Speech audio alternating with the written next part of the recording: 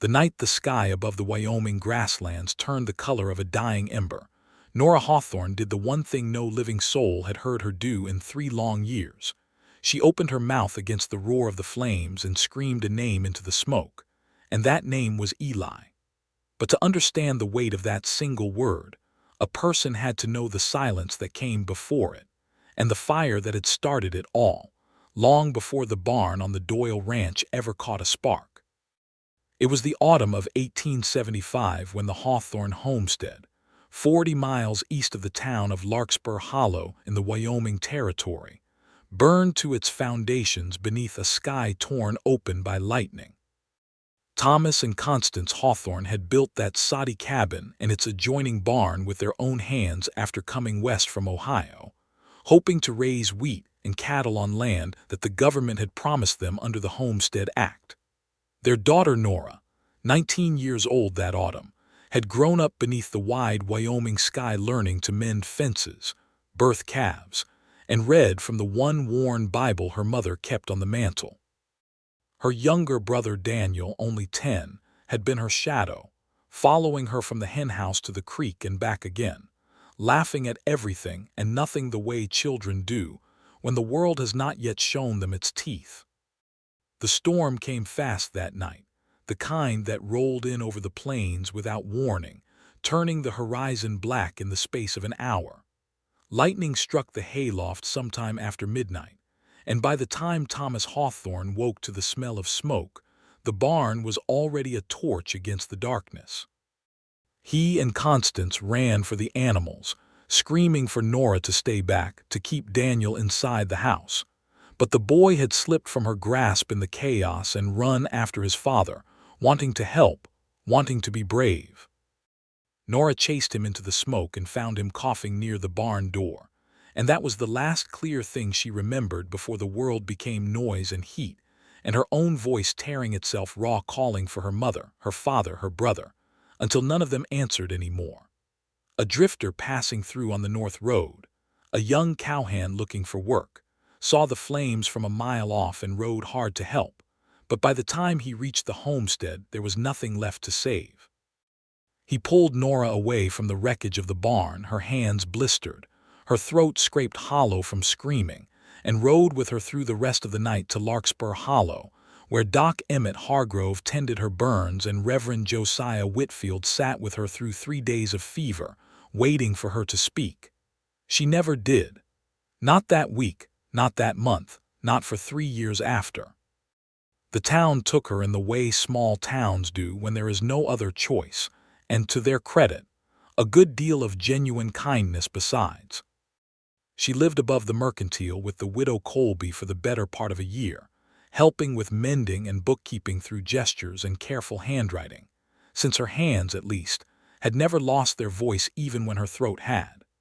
But a girl cannot live forever on the charity of a widow with 6 children of her own, and Larkspur Hollow was not a large enough town to hide a silent, grieving young woman from the whispers that followed her like flies to a wound. Some called her touched. Some called her cursed, as though grief were a disease a person could catch by standing too close. It was an injustice as old as the frontier itself, the way a woman's suffering was so often mistaken for weakness, her silence mistaken for something broken rather than something surviving. It was Reverend Whitfield who first spoke to Eli Doyle about her, on a Sunday after service, the 2 men standing beneath the wooden cross nailed above the church door while the congregation dispersed toward wagons and horses. "She needs a home, Eli," the Reverend said. "A real one. Not charity passed hand to hand until it runs out." Eli Doyle was 25 years old that spring, a rancher with 2,000 acres of grassland west of town, a herd of cattle he had built up from nothing after his own father passed, and a grief of his own that he rarely spoke of. His young wife, Sarah, had died 2 years before, taken by a fever the winter after their marriage, before they had managed to have children, before Eli had gotten used to the sound of another voice in his house. He had thrown himself into the ranch since then, working from before sunrise until the stars came out, because a tired man does not have the strength left to feel lonely, or so he told himself. "I've heard about the Hawthorne girl," Eli said slowly. "The one who doesn't talk." "She talks," the Reverend said, "just not with her mouth, not yet anyhow." He studied Eli with the patient, knowing look of a man who had married half the county and buried the other half. "I'm not asking you to fall in love, son. I'm asking you to give a decent woman a decent life. You've got a big house standing empty and no wife to fill it. She's got no family left and nowhere safe to land. Seems to me that's a problem with an obvious solution, if you're willing to be patient." Eli did not answer right away. He looked across the churchyard to where Nora Hawthorne stood near the widow Colby's wagon, a slight young woman in a gray dress too big for her thin frame, her dark hair pulled back plain, her eyes fixed on some point in the middle distance the way a person looks when they are trying very hard not to be looked at themselves. There was something in her stillness that struck him, not pity exactly, though there was some of that too, but a kind of recognition. He knew what it was to carry a silence inside a body that used to be loud with life. "I'll speak with her," Eli said finally. "If she's willing. I won't force a thing on a woman who's already had enough forced on her." That was how it began, not with romance, not with the sweeping courtship a person might expect from a love story, but with two grieving people and a reverend who believed that sometimes a good marriage was built the way a good barn was built, plank by plank, with patience and care, long before anyone could call it beautiful. Nora agreed to the marriage with a nod and a signature in careful, looping handwriting on the paper the Reverend drew up. And in June of 1876, beneath the same wooden cross where Eli had first been asked to consider her, they were married in a ceremony attended by perhaps a dozen townsfolk, the widow Colby crying quietly into a handkerchief, and Doc Hargrove standing near the back in case anyone needed tending, though no one did. Eli did not kiss her at the altar. He had asked the Reverend beforehand if it might frighten her, and the Reverend had said only that Eli would have to learn, in time, what frightened her and what did not, because no book or preacher could tell him that. So instead Eli took her hand, the first time he had touched her at all, and found it small and calloused and trembling only slightly, and he said, quiet enough that only she could hear, "I'll take good care of you, Nora Hawthorne. I promise you that." She looked up at him then, and though she said nothing, something in her eyes softened, just barely, like the first thaw at the edge of a frozen creek. The ranch house Eli brought her to sat on a rise overlooking a bend in the creek, a sturdy two-story house he and his father had built with lumber hauled up from Cheyenne, with a wide front porch and a stone chimney that Eli had laid himself the summer he turned 19. It was, Nora thought when she first saw it, the kind of house that looked like it intended to stand for 100 years, weathering whatever the plains threw at it, and something in that permanence eased a small part of the fear that had lived in her chest since the night of the fire. The first weeks were awkward in the way that any two strangers living beneath one roof are awkward, made more so by the fact that one of them could not speak her thoughts aloud. Eli gave her the second bedroom, the one that had been meant for children he and Sarah never had, and he did not so much as suggest otherwise, understanding without being told that trust was not something a wedding certificate could manufacture. He showed her where things were kept in the kitchen, the root cellar, the linen chest, speaking to her plainly and without condescension, the way he might speak to any new ranch hand learning the lay of the land, and when she nodded or shook her head in response, he accepted that as conversation enough. It was Eli who first thought to leave a slate and a stick of chalk on the kitchen table, the kind used for keeping tallies of cattle, so that Nora could write what she needed instead of relying only on gesture. The first thing she ever wrote on it in her careful schoolgirl hand was simply, "Thank you." He kept that slate on the table for the rest of their marriage, wiped clean each morning and filled again with the small business of the day, need flour. Chickens got out again, storm coming from the west, and in time, other things too, things closer to feeling than fact. Nora took to the ranch work with a quiet determination that surprised Eli, though perhaps it should not have, given that she had grown up doing much the same labor on her own family's land. She milked the 2 cows kept near the house, tended the garden Sarah had once planted and which had gone to weeds in the 2 years since, and mended clothes and harnessed leather with a neat, patient stitch. In the evenings she sat on the porch while Eli smoked his pipe, and though neither spoke, the silence between them slowly stopped feeling like an absence and started feeling like a kind of company. There was a mare on the ranch, a gray with a black mane named Willow, gentle-tempered and getting on in years, that Nora took a particular liking to that first summer. She would slip out to the barn in the early mornings before Eli woke and brush the mare's coat until it shone, resting her forehead against the horse's neck for long minutes at a time.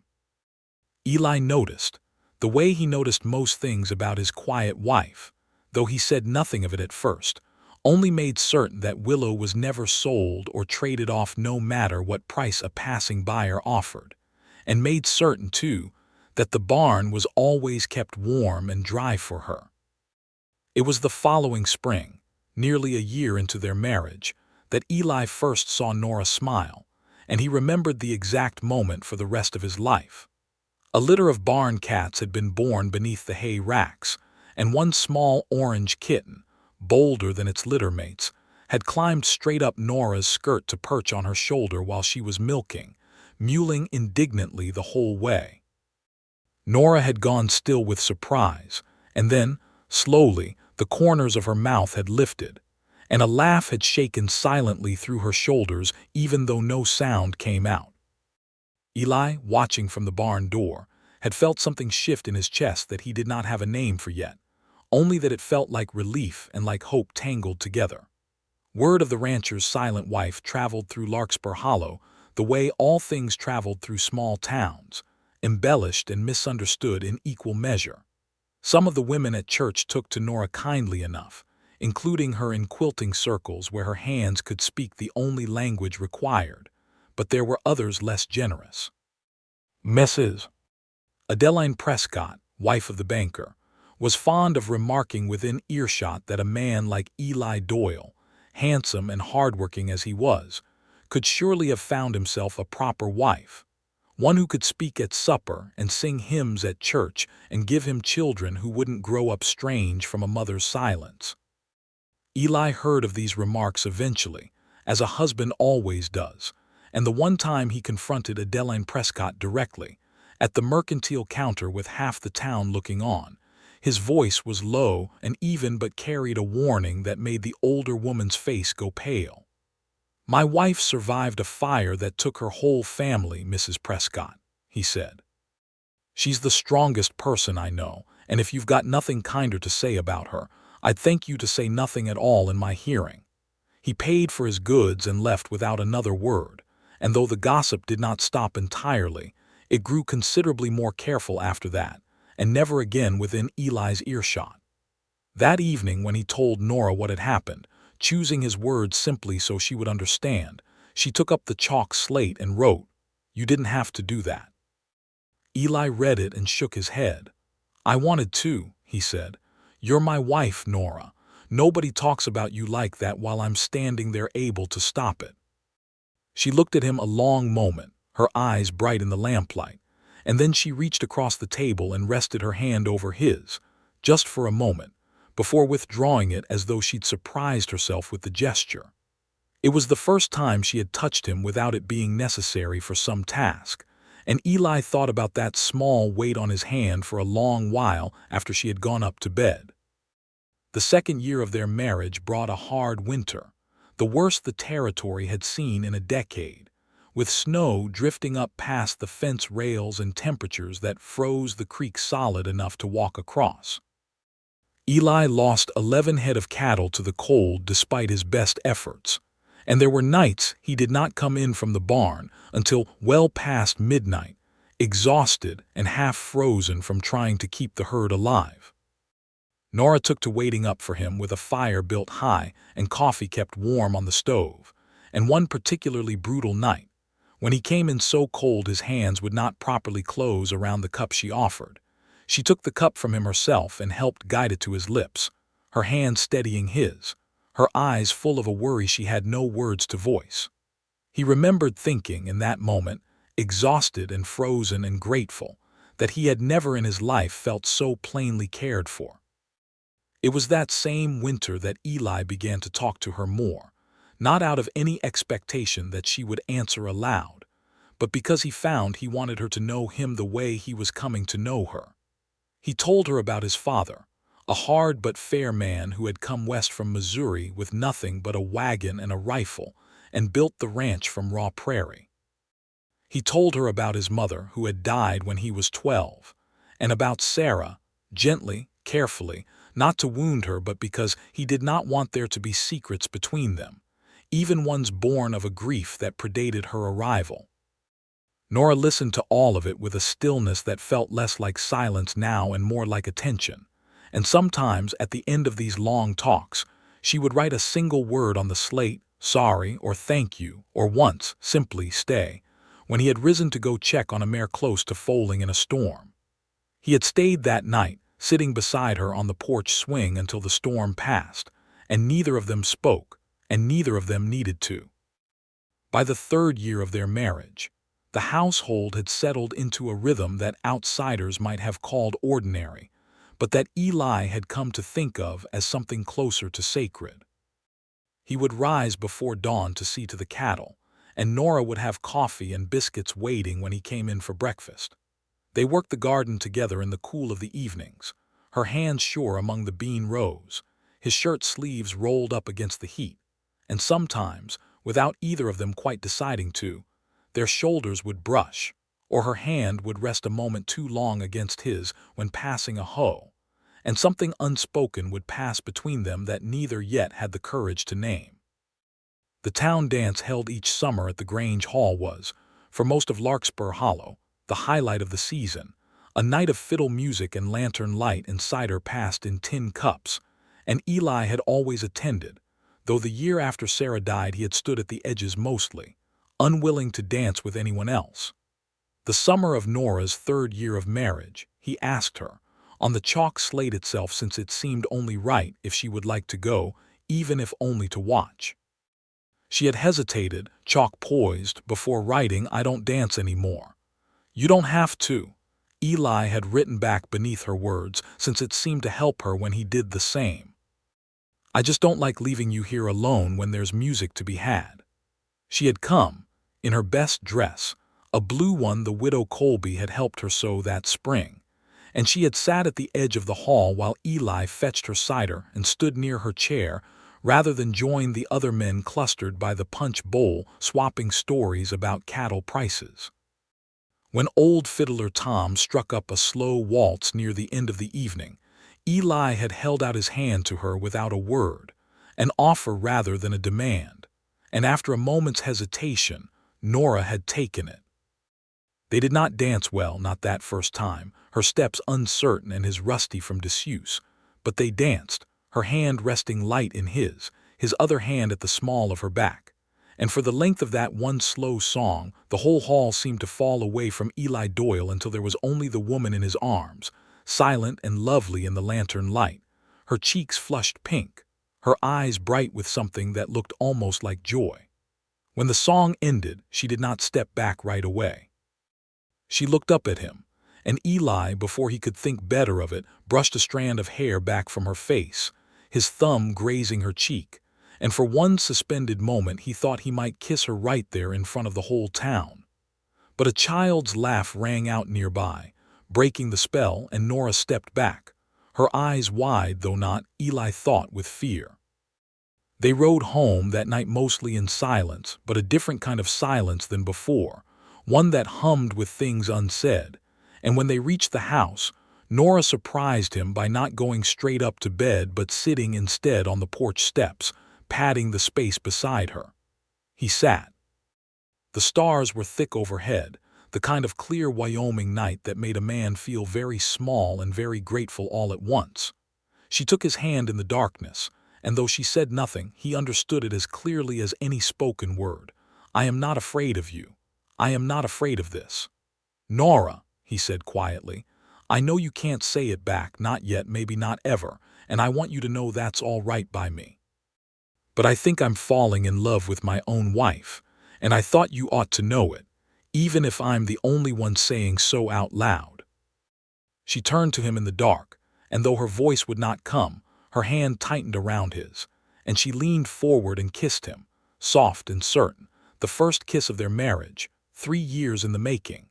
When she pulled back, there were tears standing in her eyes, though her mouth was curved in the first full, unguarded smile he had ever seen on her. It was not long after that summer that trouble began brewing on the western edge of Eli's land, in the shape of a man named Silas Grigg. Grigg owned the ranch bordering Eli's to the west, a spread nearly as large as the Doyle place but far less well managed, and he had made no secret over the years of wanting to buy out his neighbor's water rights along the creek that ran through both their properties. Eli had refused him more than once, not out of spite but out of plain necessity, since his own herd depended on that water every bit as much as Grigg's did. Grigg was not a man who took refusal well, and as the summer wore into a dry, punishing autumn with rainfall scarcer than anyone in the county could recall, his visits to the Doyle ranch grew more frequent and less friendly. He came out to the ranch one afternoon in early September, riding up the drive with 2 of his hired hands trailing behind him, and found Eli mending fence near the south pasture. Nora was in the garden nearby, close enough to hear, though Grigg did not seem to notice or care. "Doyle," Grigg said by way of greeting, not bothering to dismount. "Creek's running low. I'll offer you fair price for the water rights on that eastern bend, same as I offered in the spring." "And my answer's the same as it was in the spring," Eli said, not looking up from his work. "That water feeds my herd same as yours. I sell those rights, I might as well sell the ranch." Grigg's mouth twisted into something that was not quite a smile. "Heard you got yourself a mute wife tending your garden there," he said, tilting his head toward Nora, who had gone very still among the bean rows. "Strange thing, a man marrying a woman can't even say his name. Folks in town wonder what a fella has to settle for, taking on damaged goods like that." Eli set down his fencing pliers with deliberate care, and when he turned to face Grigg, there was a coldness in his eyes that made even the hired hands shift uneasily in their saddles. "You will not speak about my wife," Eli said, each word measured and hard as flint. "Not on my land, not anywhere within 100 miles I might hear of it. She survived a fire that killed her whole family, Grigg, and she's shown more courage getting up every morning since than you've shown in your whole sorry life squeezing water rights out of your neighbors. Get off my land."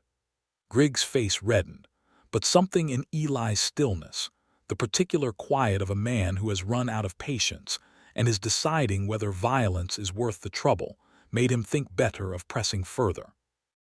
He wheeled his horse around, muttering something about drought and needing that water eventually, one way or another, and rode off with his men, but not before Eli caught the look he threw back toward the barn, calculating, ugly, a look that would mean more in the weeks to come than Eli understood at the time. That night, after the confrontation, Nora sat at the kitchen table long after supper was cleared away, the chalk slate in front of her untouched. Eli sat across from her, watching the play of lamplight across her face, trying to read what she was thinking. Finally, she picked up the chalk and wrote slowly, as though each word cost her something, "He's not wrong that I'm damaged." Eli reached across the table and took the slate gently from her hands, setting it aside, and took both her hands in his instead. "You're not damaged, Nora. You survived something that would have broken most people entirely. That's not the same thing as broken. You hear me?" She looked at him, uncertain, and he continued, his voice rough with feeling. "I've watched you birth calves in the middle of the night without flinching. I've watched you face down a Wyoming winter that killed grown men in this county.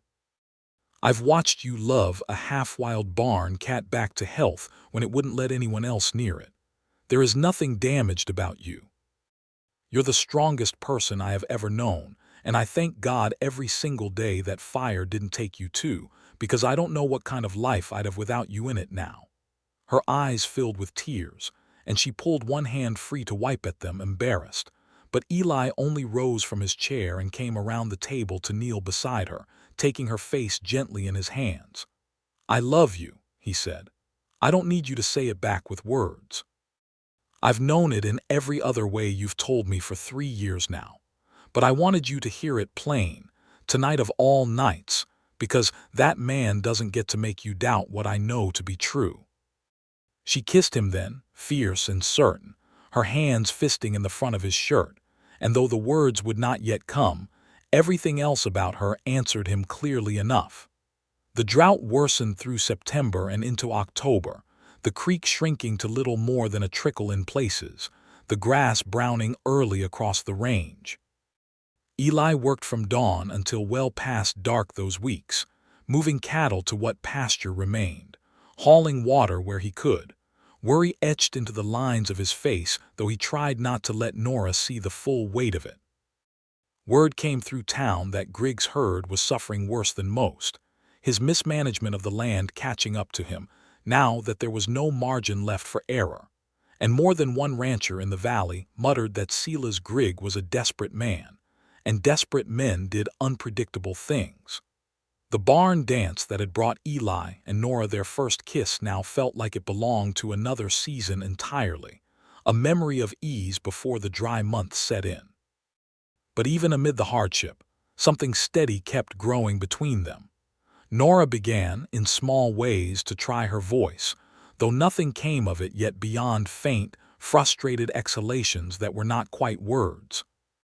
Eli never pushed, never showed disappointment, only took her hand each time and told her there was no hurry, that he would wait as long as it took, that her silence had never once made him love her less.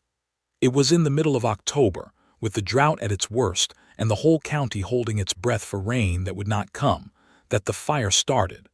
The night was moonless and dry, the kind of night where every blade of grass in the county seemed to crackle underfoot from thirst.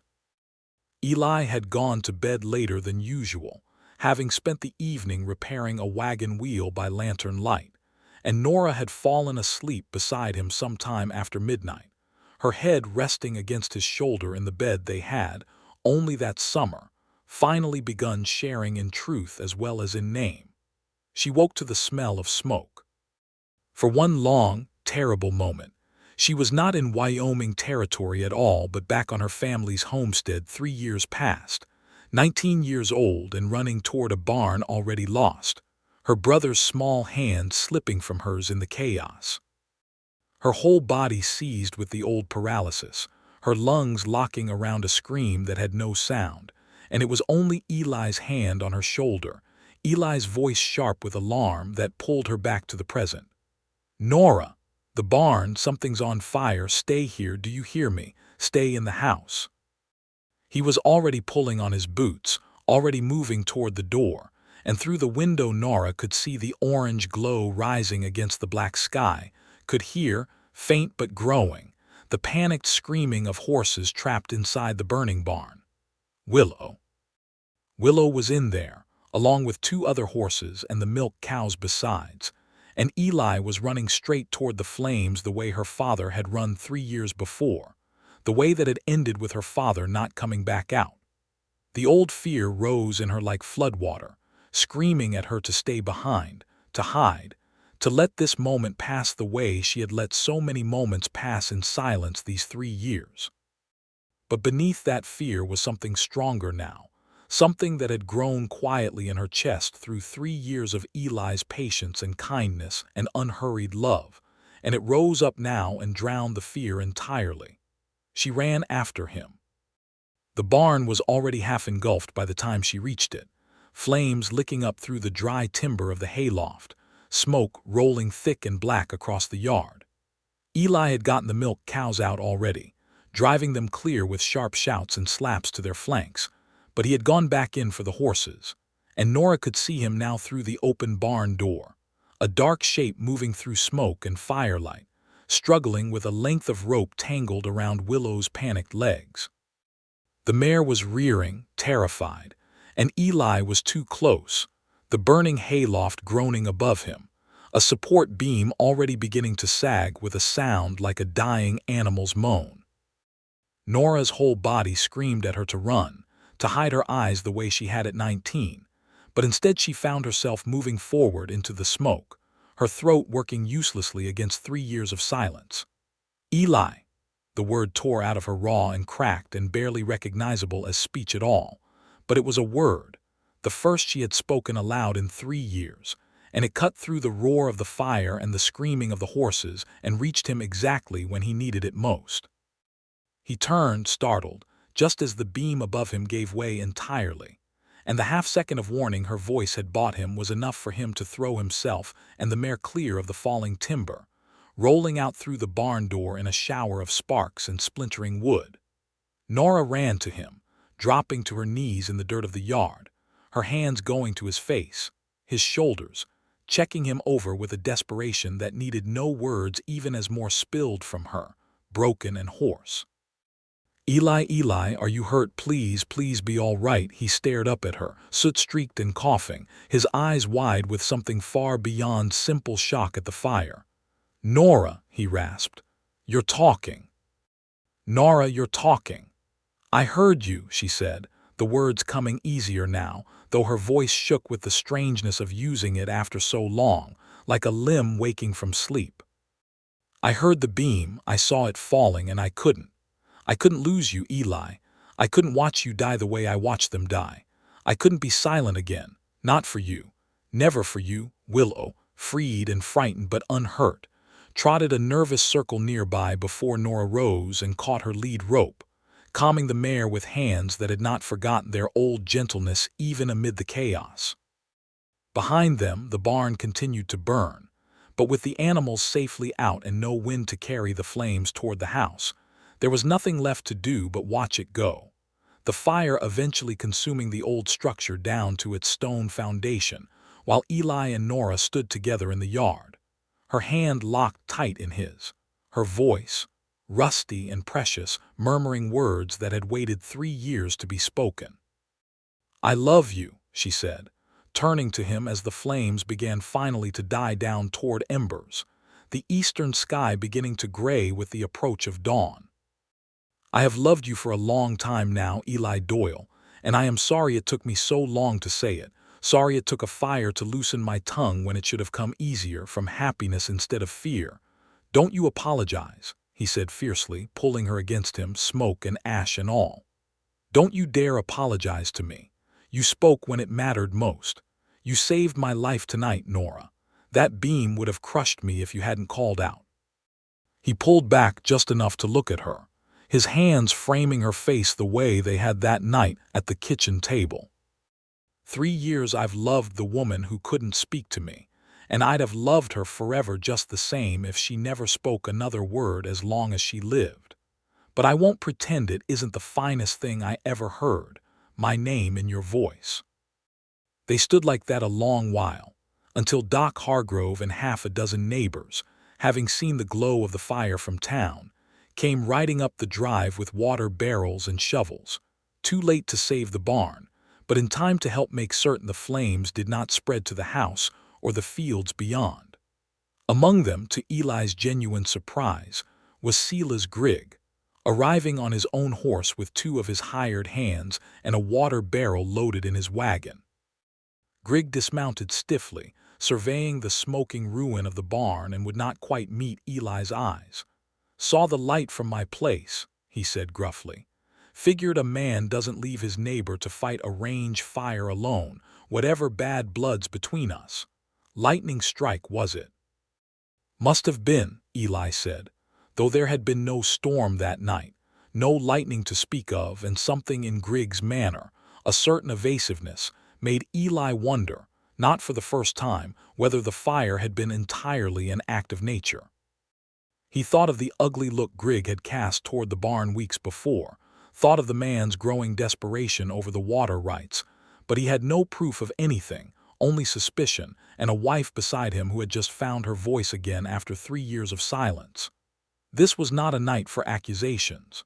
It was a night for gratitude. "Obliged to you for coming," Eli said instead, extending a hand that Grigg, after a moment's hesitation, shook.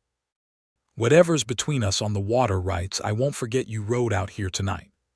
Grigg gave a short nod, his eyes flicking, almost involuntarily, toward Nora, who stood close against Eli's side, Willow's lead rope still in her hand. "Heard talking coming from over here as we rowed up," Grigg said, something almost like discomfort in his voice. "Didn't know your wife had her voice."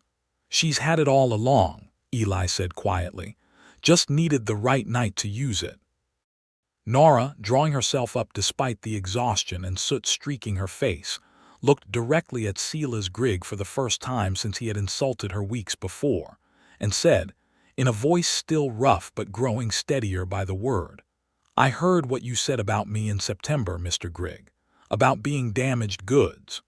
Grigg had the grace to look uncomfortable, glancing away toward his boots. "I was silent 3 years because I watched my family burn to death and something in me broke that had to be put back together slow in its own time. That's not damaged. That's surviving. I'd thank you to remember the difference if you ever think to speak that way about a woman again, mine or anyone else's." There was a silence among the gathered neighbors, broken only by the settling crackle of the dying fire, and then old Doc Hargrove, never a man to miss a moment for plain speaking, said, "Well said, Mrs. Doyle," using the name few in town had ever bothered to call her, and something in the simple courtesy of it, the acknowledgement of who she was and had always been despite her silence, brought fresh tears to Nora's eyes. Grigg, to his credit, mumbled something that might have been an apology before busying himself with the water barrels, and though the water rights dispute would eventually be settled some months later through the reasonable mediation of the Territorial Land Office, with Eli agreeing to share access during drought seasons in exchange for fair compensation, the animosity between the two ranches cooled considerably after that night, Grigg never again speaking ill of Nora within anyone's hearing. By the time the sun rose fully over the ruined barn, the fire reduced to smoking char and blackened timbers, the whole of the small community that had gathered through the night set about the grim, practical business of assessing what could be salvaged. The stone foundation remained sound, Eli noted with some relief, walking its perimeter with Doc Hargrove and old fiddler Tom, who had ridden out with the others, and now offered his opinion on how quickly a new structure might be raised. "Barn raising," Fiddler Tom said, clapping Eli on the shoulder with a soot-stained hand. "This whole county owes you and your wife a debt of thanks, Doyle, for the water you've shared and the fair dealing you've always shown. Give the word and we'll have every able hand in Larkspur Hollow out here within the fortnight to put up new timber." True to his word, 12 days later, wagons began arriving before dawn from every corner of the county, farmers and ranchers and their wives bringing lumber, tools, and enough food to feed an army, all gathered for the old frontier tradition of a barn raising, a day when neighbors set aside whatever quarrels or hardships separated them and worked together to rebuild what fire or flood or storm had taken from one of their own. Nora, her voice growing stronger and more confident with each passing day, moved among the women organizing the great communal meal spread across long tables set up in the yard, laughing now at jokes, humming along under her breath to the fiddle music that started up in the afternoon, her recovery from 3 years of silence unfolding not all at once, but in 100 small, joyful reclamations. Even Silas Grigg came, bringing lumber from his own land and working alongside Eli through the long, hot day raising the new barn's frame, the two men exchanging few words but working with a wary, growing respect that would, in time, though slowly, grow into something like genuine neighborliness. By sunset, the frame of the new barn stood tall against the sky, not yet finished but sturdy and sound, a promise of what would soon be complete. Eli stood back from the work with Nora at his side, her hand in his, and looked at the structure rising where the old one had burned, thinking that there was something fitting in a barn built from the ashes of loss, standing now as a testament to a community's care and a marriage's quiet endurance. "It's beautiful," Nora said, her voice still new enough to her own ears that she sometimes marveled at the simple fact of speaking, of being heard, of no longer carrying the whole weight of her grief locked silent inside her chest. "I never thought I'd be glad to see a barn built again after everything. But I am. I truly am." "It's not the barn that's beautiful," Eli said, turning to look at her instead, soot still smudged along her cheekbone, her dark hair coming loose from its pins after a long day's labor, her eyes bright with an unguarded happiness he had waited 3 patient years to see fully bloom. "Though I won't argue it's a fine barn.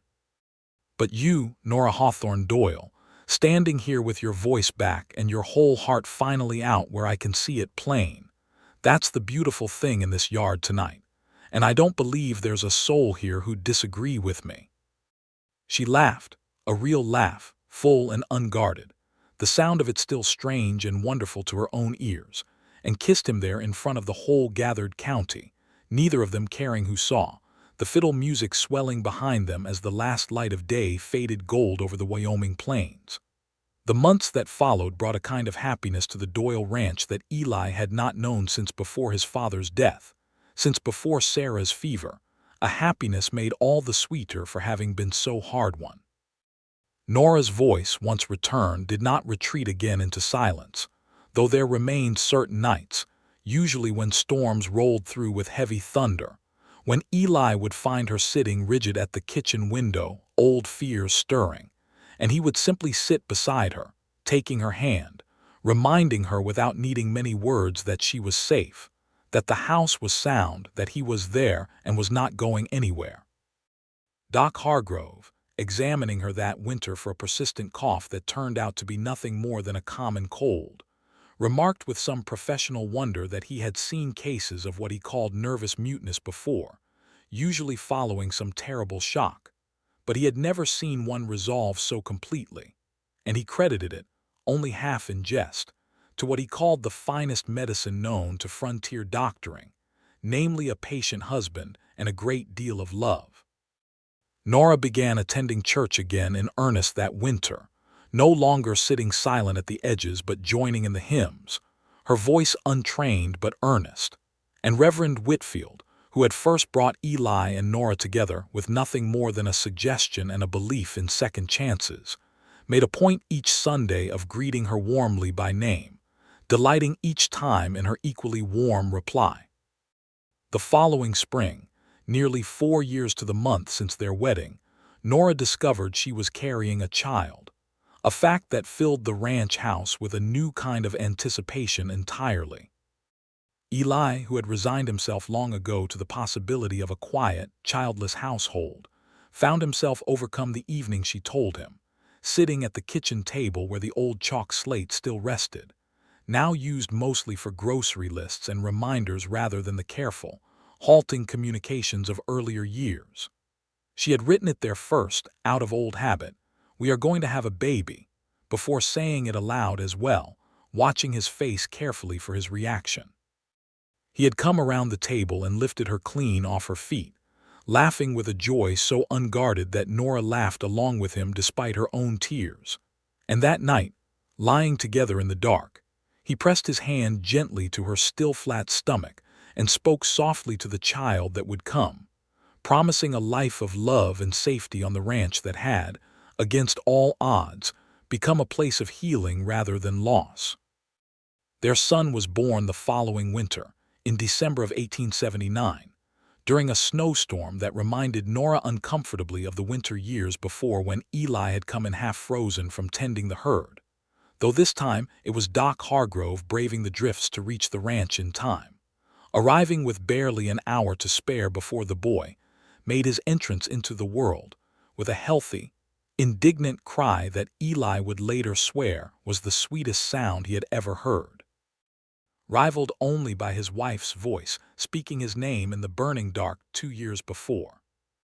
They named the boy Thomas after Nora's father, and Eli held him that first night by the fire while Nora rested, marveling at the tiny weight of him, the impossible smallness of his fingers, thinking that this child would never know a mother who could not speak to him, would never know the years of silence that had shaped his parents' early marriage, would only know a household full of voices, laughter, and love.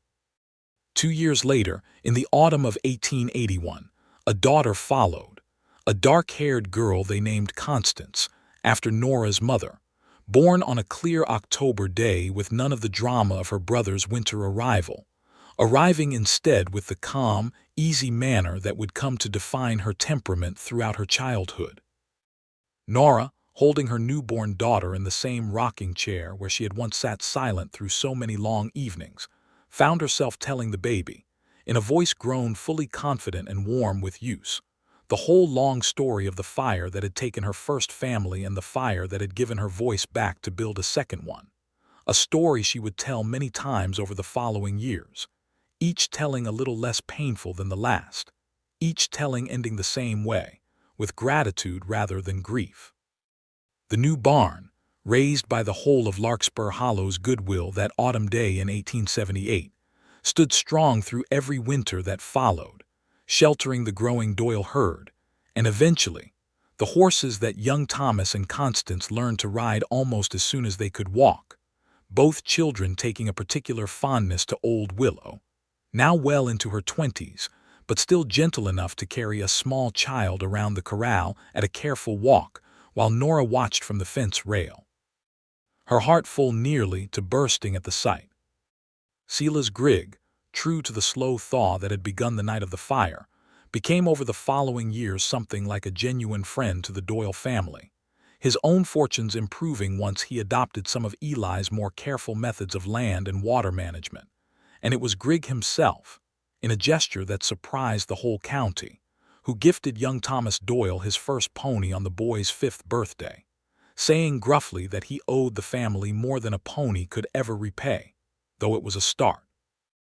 Reverend Whitfield, growing older but no less sharp-eyed, took particular pride in the Doyle family's happiness whenever he visited, often remarking from the pulpit, without naming names, that the Lord sometimes built the strongest marriages not from easy beginnings, but from patient love given freely to a wounded heart, willing to wait as long as it took for that heart to heal and answer in kind. Eli Doyle, for his part, never tired of hearing his wife's voice, not in the years that followed nor in all the years of contentment that stretched out before them as the ranch grew and prospered, and their children grew tall and strong beneath the wide Wyoming sky. He would sometimes catch himself of an evening, simply listening to her talk, to the ordinary business of her day, the weather, the garden, the children's small triumphs and troubles, and feel a gratitude so large it nearly ached, remembering the 3 years when he had loved a silence and never once doubted it would be worth the wait. On the anniversary of the fire each October, the two of them would walk out together to the barn, now weathered with years of honest use, and stand for a while in quiet remembrance, not of tragedy, but of the night that had, against every reasonable expectation, given them the fullest measure of each other. Nora would rest her head against Eli's shoulder, and he would wrap his arm around her, and sometimes they spoke of that night, and sometimes they simply stood together in a silence that no longer held any fear in it at all, only the deep, settled peace of two people who had built something lasting out of loss, patience, and a love that had waited 3 long years to find its voice, and having found it, never let it go quiet again. Years later, when Thomas and Constance were grown and had children of their own scattered across the ranches and small towns of the growing state of Wyoming, they would tell their own children the story of their parents, of the silent bride and the patient rancher, of the barn that burned twice in one family's history, first taking everything, and then, the second time, giving everything back. It became something of a local legend around Larkspur Hollow, told and retold at church socials and barn dances for a generation after, the story of how Nora Hawthorne Doyle found her voice in the one moment it mattered most, calling out the name of the man she loved into the smoke and flame, and how that single word, Eli, spoken after 3 years of silence, had been the beginning not of an ending but of a whole long. Happy life neither of them could have imagined possible on the night. A fire first took everything Nora Hawthorne held dear. And on quiet evenings, long after the children had grown and the ranch had passed into steady, capable hands, Eli and Nora would still sit together on the same porch where they had shared their first real conversation of the heart, watching the sun set gold and orange over the grasslands, no longer frightened by the color of fire in the sky, only grateful, endlessly grateful, for the strange and winding road that had brought two wounded people together and taught them, slowly and patiently and completely, how to heal each other into whole and happy hearts again.